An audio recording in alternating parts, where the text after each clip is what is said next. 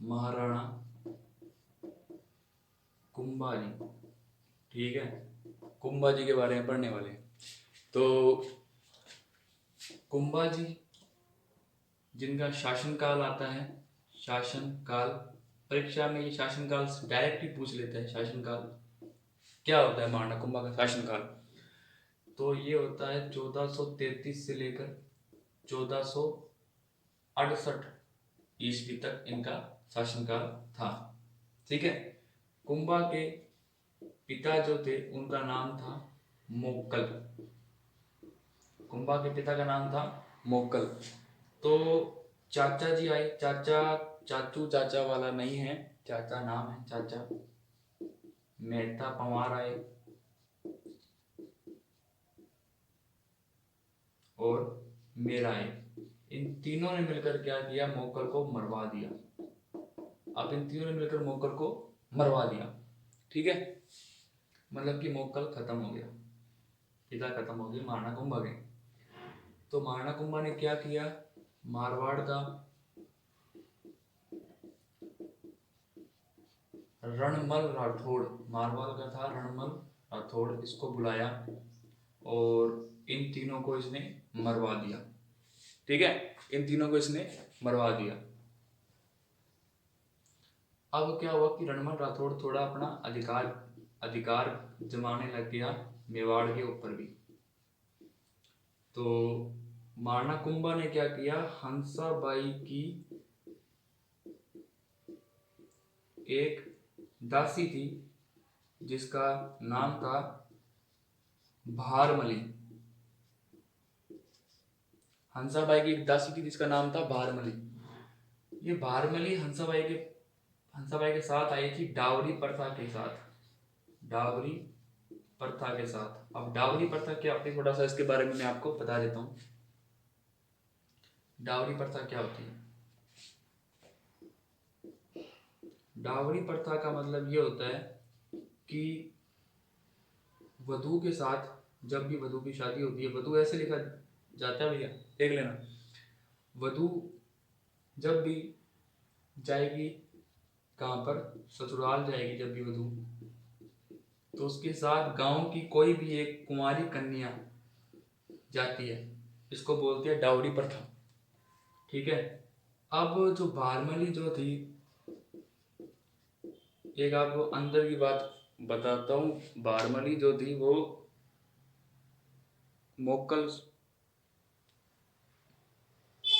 जो ये भारमली जो थी ना, अंदर की बात बताता हूँ। ये रणमल राठौड़ और भारमली के बीच में प्रेम संबंध था। मतलब कि रणमल राठौड़ भारमली से प्रेम करता था। ठीक है, प्रेम करता था। तो भारमली ने क्या किया भैया, शराब ली और इसको पिला दी, और इस साहब जी ने प्यार के चक्कर में शराब पी ली। तो इसकी होगी मृत्यु, क्योंकि शराब में क्या था, जहर वाली शराब पिला दी। रणमल की तो होगी मृत्यु। ठीक है, रणमल राठौड़ मर गया, मतलब कहानी खत्म। आगे की जो कहानी आती है, अब महाराणा कुंभा स्वयं शासक बन गया मेवाड़ का। मेवाड़ का शासक महाराणा कुंभा बन गया। आप नाम सुनते हो मेवाड़। मेवाड़, मेवाड़ रियासत है। मेवाड़ को अपने क्या बोलेंगे, रियासत बोलेंगे, रियासत है मेवाड़। ठीक है, मेवाड़ एक रियासत है। मेवाड़ के अंदर कौन कौन से जिले आते हैं, पहले अपने ऐसे नहीं बोलते थे कि उदयपुर है, ये है, वो है, नहीं, पूरा मेवाड़ कहा जाता था। मेवाड़ के अंदर क्या क्या चीज आती है, कौन कौन से जिले आते हैं, वो देखते हैं अपने। एक आता था इसमें उदयपुर, मेवाड़ के अंदर उदयपुर, प्रतापगढ़, चित्तौड़गढ़, राजसमंद,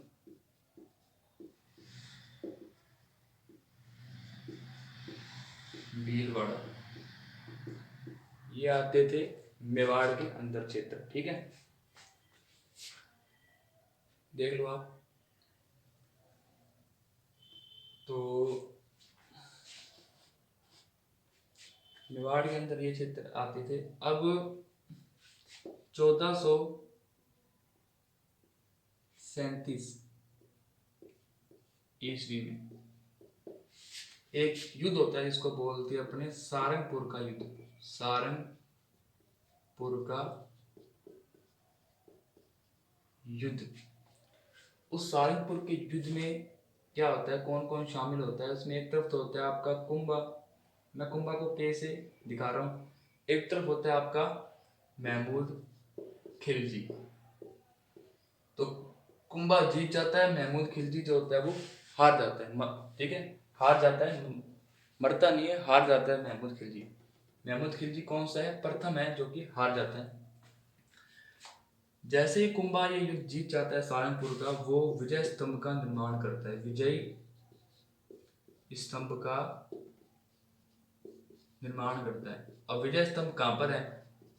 विजय स्तंभ है चित्तौड़गढ़ दुर्ग के अंदर है। चित्तौड़गढ़ भी नहीं है, चित्तौड़गढ़ दुर्ग में है विजय स्तंभ।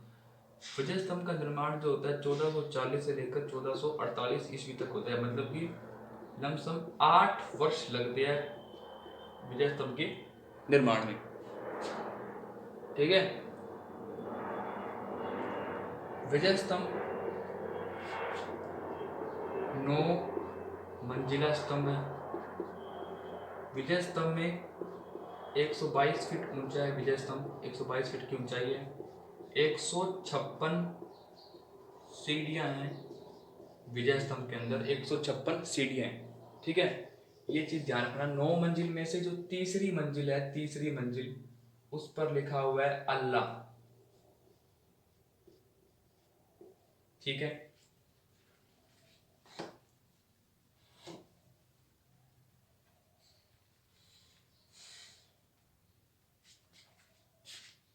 विजय स्तंभ 9 मंजिल है, तीसरी मंजिल पर अरबी भाषा में अल्लाह लिखा हुआ है, अल्लाह। ठीक है, विजय स्तंभ पर जिस भगवान की मूर्ति ज्यादा देखने को मिलती है वो होती है विष्णु भगवान, इसलिए इसको विष्णु ध्वज भी बोलते हैं। इसलिए इसको विष्णु ध्वज भी बोलते हैं, या विष्णु स्तंभ भी कह सकते हो आप। ठीक है, एक क्वेश्चन ये आता है कि विजय स्तंभ पर किस भगवान की मूर्ति है? तो विजय स्तंभ पर मूर्ति जो है वो है विष्णु भगवान की मूर्ति, विष्णु ध्वज कहते हैं, विष्णु स्तंभ भी बोलते हैं। ये जो मूर्ति है वो 7वीं मंजिल पर है, 7वीं मंजिल पर है मूर्ति है। इनके अवतार है, विष्णु भगवान के अवतार है सारे, उनकी प्रतिमाएं हैं 7वीं मंजिल पर। ठीक है,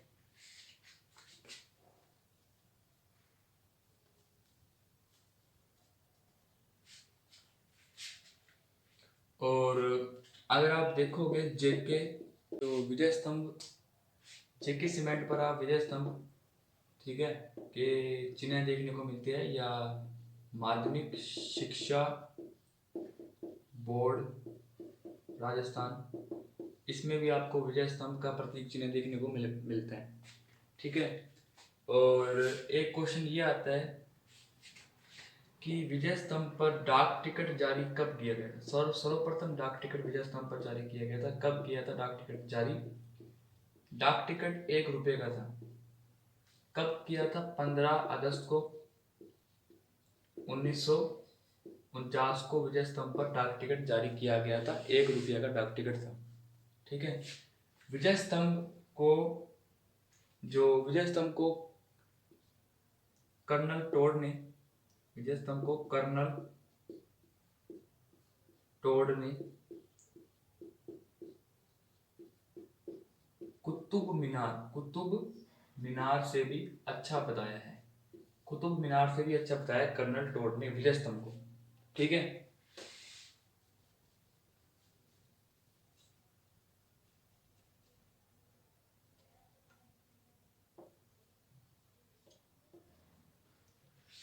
आपको मैंने बताया था कि रणमल राठौड़ को मार दिया था। ठीक है, तो रणमल राठौड़ का जो पुत्र था उसका नाम था राव जोधा।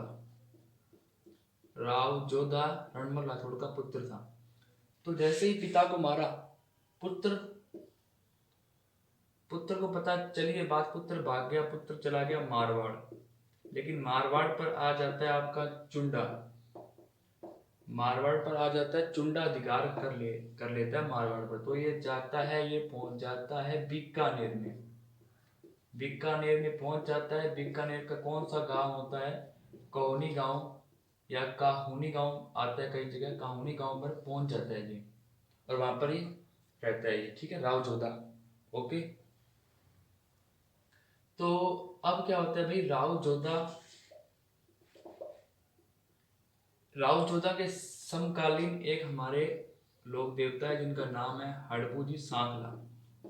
हड़बू सांखला, ये उस समय उपस्थित होते हैं हड़बू सांखला। हड़बू सांखला क्या करते हैं, इसको तलवार देते हैं राव जोधा को, और इसको अपना आशीर्वाद प्रदान करते हैं, आशीर्वाद प्रदान करते हैं। तो राव जोधा और राणा कुंभा के बीच एक संधि होती है, उस संधि का नाम है आवल बावल की संधि। अब हम थोड़ा सा इस संधि के बारे में चर्चा कर लेते हैं। आवल बावल की संधि क्या हुई थी, कब हुई थी, कैसे हुई थी, ठीक है। आवल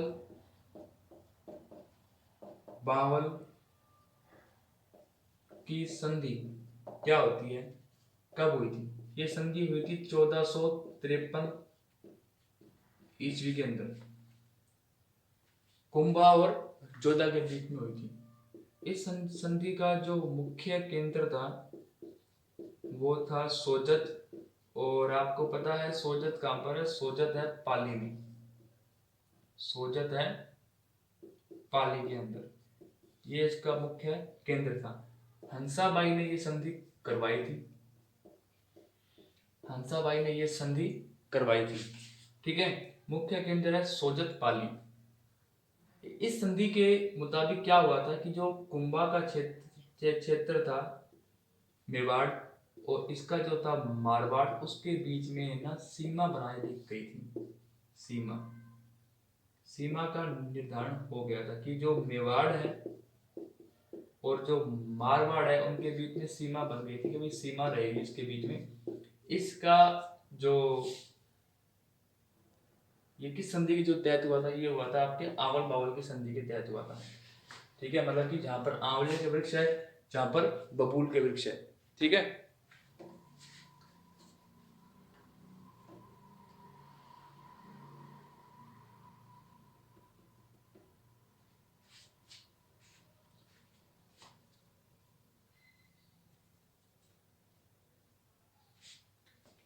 एक आपको ध्यान आता है, एक संधि आती है चंपानेर की संधि। ये संधि कब हुई थी? चंपानेर की संधि हुई थी 1456 ईस्वी में। चंपा से 56 कर लेना, सपना मत कर लेना, ठीक है। चंपानेर से 56 कर लेना। तो चंपानेर संधि 1456 ईस्वी में हुई थी। ये कौन था? गुजरात का एक शासक था कुतुबुद्दीन, कुतुबुद्दीन प्लस में महमूद खिलजी प्रथम, इनके बीच में ये संधि हुई थी। इन्होंने ऐसा कहा कि हम लोग क्या करेंगे कि कुंभा को तो हम मार देंगे और मेवाड़ पर अधिकार कर लेंगे, लेकिन ऐसा कुछ नहीं हुआ।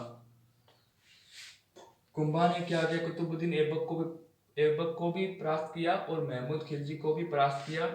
इसको जब उसने परास्त किया तो भीलवाड़ा के अंदर एक जगह है जहां पर एक नाम आता है बदनौर। बदनौर में इसने कुशाला माता का मंदिर बनवाया कुंभा ने, ठीक है। कुशाला माता का मंदिर कहां पर है? बदनौर, भीलवाड़ा।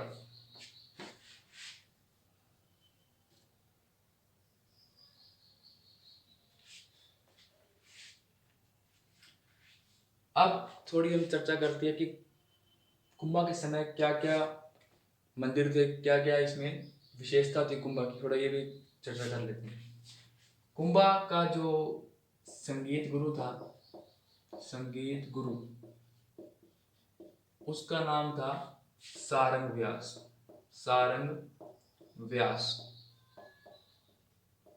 कुंभा का जो चित्र गुरु था चित्रकला गुरु, कुंभा का जो चित्रकला गुरु था उसका नाम था हीरानंद। हीरानंद का एक ग्रंथ है उसका नाम है सुपर्ण सहचर्यम। ये हीरानंद के ग्रंथ का नाम है सुपर्ण सहचर्यम। क्वेश्चन ऐसे भी आ सकता है कि सुपर्ण सहचर्यम ग्रंथ किससे संबंधित है, तो सुपर्ण सहचर्यम ग्रंथ चित्रकला से संबंधित है। ठीक है। कुंभा के जो संगीत ग्रंथ है उसमें से सबसे इंपॉर्टेंट ग्रंथ जो है वो उसका नाम है संगीत राज। संगीत राज है या संगीत मीमांसा, सबसे इंपॉर्टेंट तो संगीत राज है। और भी है संगीत मीमांसा या रसिक प्रबंध, ये कुंभा के ग्रंथ हैं। ठीक है।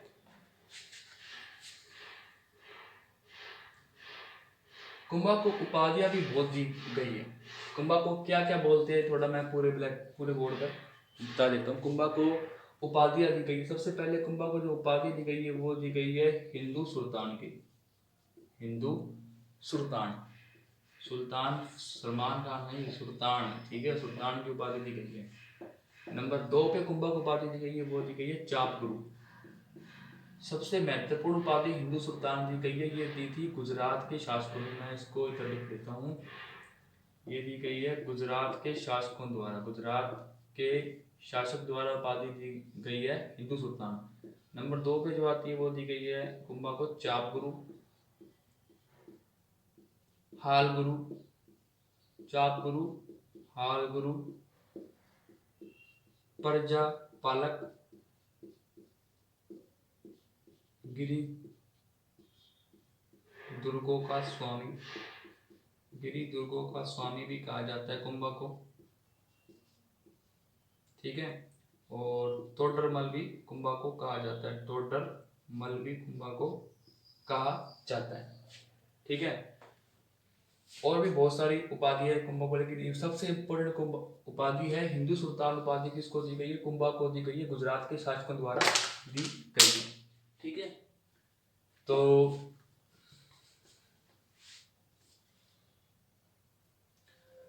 कुंभा के समय एक मंदिर का निर्माण किया जाता है जिसका नाम है रणकपुर के जैन मंदिर। रणकपुर के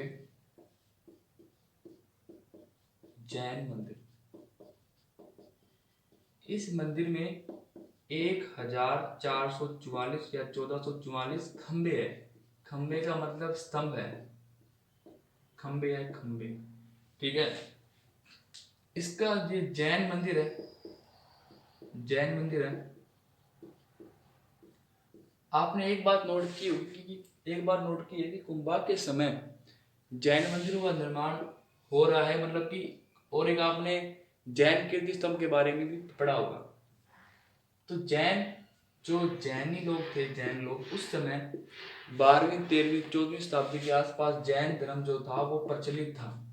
जैन धर्म का प्रभाव देखने को मिलता था 14वीं शताब्दी में 13वीं में भी। ठीक है। तो जैन मंदिर का निर्माण रणकपुर के जैन मंदिर, ठीक है, इसका निर्माण करवाया था दर्नक सेठ द्वारा निर्माण करवाया गया था। ठीक है। इस मंदिर को एक नाम और बोलते हैं, चौमुखा मंदिर भी बोलते हैं। रणकपुर के जैन मंदिर चौमुखा मंदिर भी बोलते हैं, दर्नक सेठ ने निर्माण करवाया था।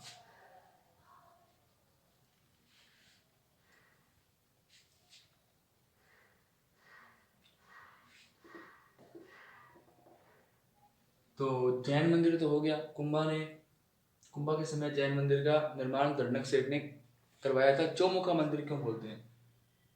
क्योंकि यहाँ से भी खुला, यहाँ से भी, यहाँ से भी और यहाँ से भी, इस तरह से चारों तरफ से अगर आप देखोगे तो आपको मंदिर के दर्शन होंगे। ठीक है। तो इसलिए इसको चौमुखा मंदिर भी कहते हैं।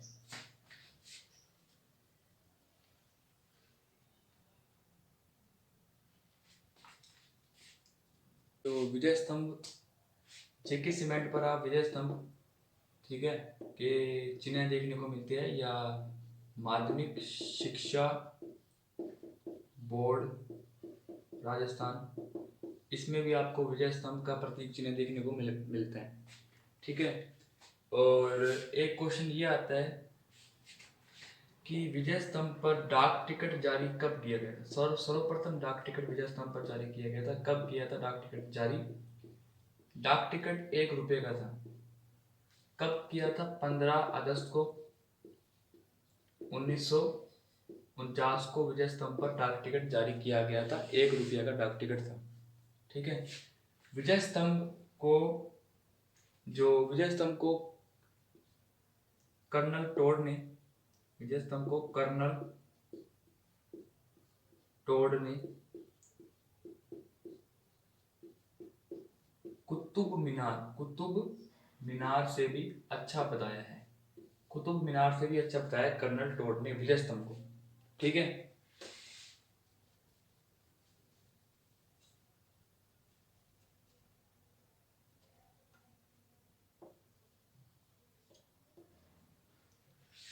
आपको मैंने बताया था कि रणमल राठौड़ को मार दिया था, ठीक है। तो रणमल राठौड़ का जो पुत्र था उसका नाम था राव जोधा। राव जोधा रणमल राठौड़ का पुत्र था।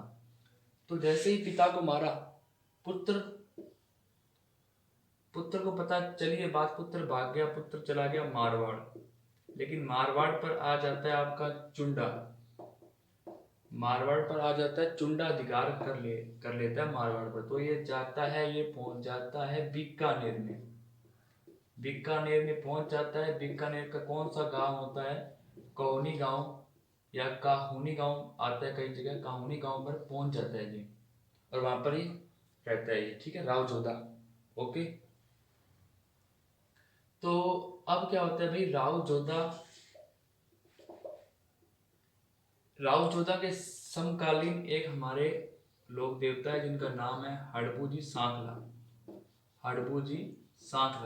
ये उस समय उपस्थित होते हैं हड़बू जी सांखला क्या करते हैं? इसको तलवार देते हैं राव जोधा को, और इसको अपना आशीर्वाद प्रदान करते हैं। तो राव जोधा और राणा कुंभा के बीच एक संधि होती है। उस संधि का नाम है आंवल बावल की संधि। अब हम थोड़ा सा इस संधि के बारे में चर्चा कर लेते हैं। आवल बावल की संधि क्या हुई थी, कब हुई थी, कैसे हुई थी, ठीक है। आवल बावल की संधि क्या होती है, कब हुई थी? ये संधि हुई थी 1453 ईस्वी के अंदर, कुंभा और जोधा के बीच में हुई थी। इस संधि का जो मुख्य केंद्र था वो था सोजत। और आपको पता है सोजत कहां पर है? सोजत है पाली में। सोजत है पाली के अंदर, ये इसका मुख्य केंद्र था। हंसाबाई ने ये संधि करवाई थी, ठीक है। मुख्य केंद्र है सोजत पाली। इस संधि के मुताबिक क्या हुआ था कि जो कुंभा का क्षेत्र था मेवाड़, और इसका जो था मारवाड़, उसके बीच में ना सीमा बनाई दी गई थी। सीमा का निर्धारण हो गया था कि जो मेवाड़ है और जो मारवाड़ है उनके बीच में सीमा बन गई थी कि भाई सीमा रहेगी इसके बीच में। इसका जो ये किस संधि के जो तहत हुआ था? ये हुआ था आपके आवल बावल की संधि के तहत हुआ था, ठीक है। मतलब कि जहां पर आंवले के वृक्ष है, जहां पर बबूल के वृक्ष है, ठीक है।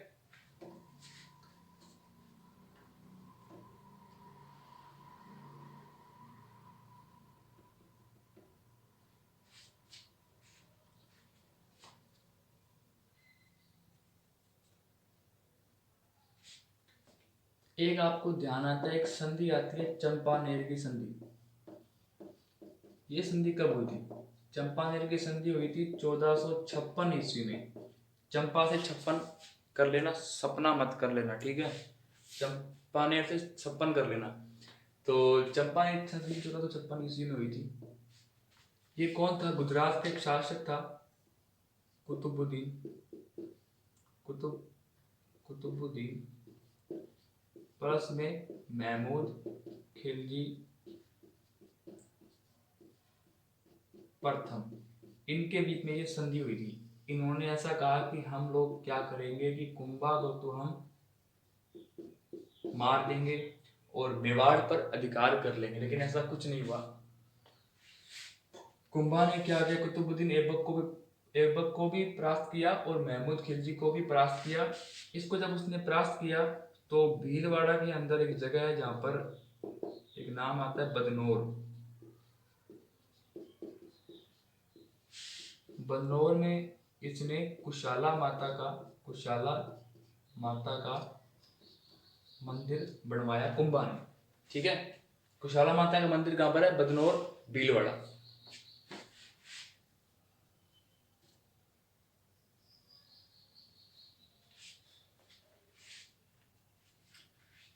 अब थोड़ी हम चर्चा करते हैं कि कुंभा के समय क्या क्या मंदिर थे, क्या क्या इसमें विशेषता थी कुंभा की, थोड़ा ये भी चर्चा कर लेते हैं। कुंभा का जो संगीत गुरु था, संगीत गुरु, उसका नाम था सारंग व्यास। सारंग व्यास। कुंभा का जो चित्र गुरु था, चित्रकला गुरु, कुंभा का जो चित्रकला गुरु था उसका नाम था हीरानंद।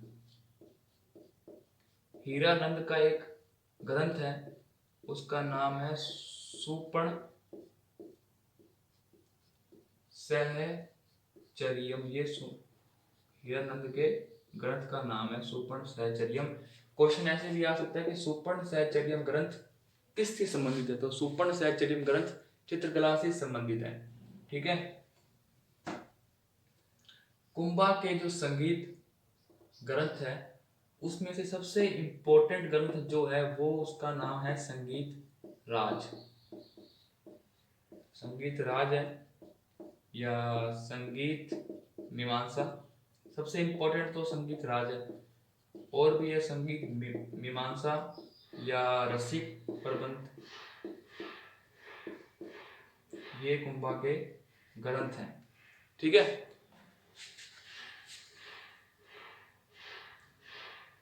कुंभा को उपाधियां भी बहुत दी गई है। कुंभा को क्या क्या बोलते हैं, थोड़ा मैं पूरे बोर्ड पर बता देता हूँ। कुंभा को उपाधियां दी गई। सबसे पहले कुंभा को जो उपाधि दी गई है वो दी गई है हिंदू सुल्तान की। हिंदू सुल्तान, सुल्तान सलमान खान नहीं, सुल्तान, ठीक है, सुल्तान की उपाधि दी गई है। नंबर 2 पे कुंभा को उपाधि दी गई है वो दी गई है चाप गुरु। सबसे महत्वपूर्ण उपाधि हिंदू सुल्तान दी गई है, ये दी थी गुजरात के शासकों ने। मैं इसको इधर लिख देता हूँ। ये दी गई है गुजरात के शासकों द्वारा, गुजरात के शासक द्वारा उपाधि दी गई है हिंदू सुल्तान। नंबर 2 पे जो आती है वो दी गई है कुंभा को चाप गुरु, हाल गुरु, चाप गुरु, हाल गुरु, प्रजा पालक, गिरी दुर्गों का स्वामी, गिरी दुर्गों का स्वामी भी कहा जाता है कुंभा को, ठीक है। और तोडरमल भी कुंभा को कहा जाता है, तोडरमल भी कुंभा को कहा जाता है, ठीक है।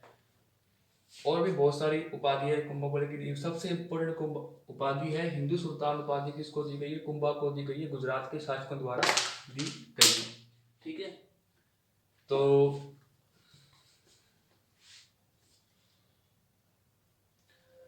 कुंभा के समय एक मंदिर का निर्माण किया जाता है जिसका नाम है रणकपुर के जैन मंदिर। रणकपुर के जैन मंदिर। इस मंदिर में 1444 या 1444 खंबे है। खंबे का मतलब स्तंभ है, खंबे है खंबे, ठीक है। इसका ये जैन मंदिर है, जैन मंदिर है। आपने एक बात नोट की होगी कि एक बार नोट की है कि कुंभा के समय जैन मंदिरों का निर्माण हो रहा है, मतलब कि, और एक आपने जैन कीर्ति स्तंभ के बारे में भी पढ़ा होगा। तो जैन, जो जैनी लोग थे, जैन लोग उस समय 12वीं 13वीं 14वीं शताब्दी के आसपास जैन धर्म जो था वो प्रचलित था, जैन धर्म का प्रभाव देखने को मिलता था 14वीं शताब्दी में 13वीं में भी, ठीक है। तो जैन मंदिर का निर्माण रणकपुर के जैन मंदिर, ठीक है, इसका निर्माण करवाया था दर्नक सेठ द्वारा, निर्माण करवाया गया था, ठीक है। इस मंदिर को एक नाम और बोलते हैं, चौमुखा मंदिर भी बोलते हैं। रणकपुर के जैन मंदिर चौमुखा मंदिर भी बोलते हैं, दर्नक सेठ ने निर्माण करवाया था।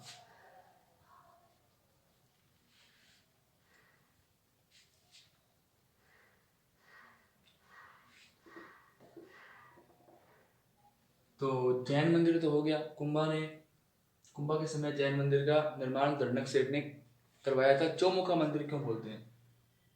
क्योंकि यहाँ से भी खुला, यहाँ से भी, यहाँ से भी और यहाँ से भी, इस तरह से चारों तरफ से अगर आप देखोगे तो आपको मंदिर के दर्शन होंगे, ठीक है। तो इसलिए इसको चौमुखा मंदिर भी कहते हैं।